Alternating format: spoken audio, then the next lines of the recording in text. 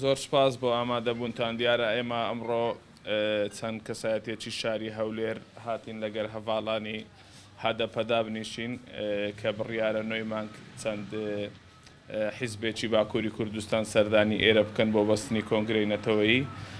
وەک خۆشتان دەزان یعنە ئێستا گەلەکەمان لەژێر فشارێکی نێودەوڵەتیدایە و تەوقیتەکەی گونجاوە بۆ ئەوەی تەواوی هێزە کوردیەکان یەک گوتار بن و یەک هەڵوێز بن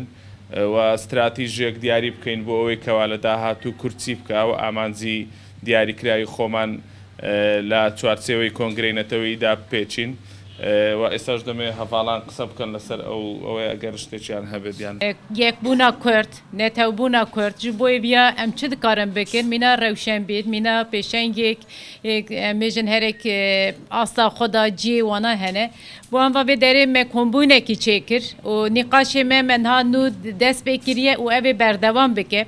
tam encamê nîqaşê em nam lê vê encamê em dixwazin bêjin hêvî hemûya jî ji bo yekbûna Kurda ewek heye yani hêvî heye û bangazîkî heye û hemû layan jî viya dibêjin taybet fikrek hinek derketin rastbî fikrê ciwan bûn niha li nav netewî giştî îdî netewî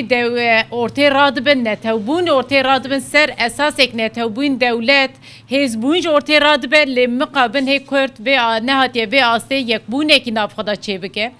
eva çawa bibe yekemîn hemû hezib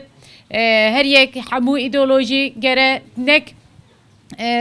ji bo berjewandiyê xwe derxine pêş ji bo berjewandiyê gel û rastî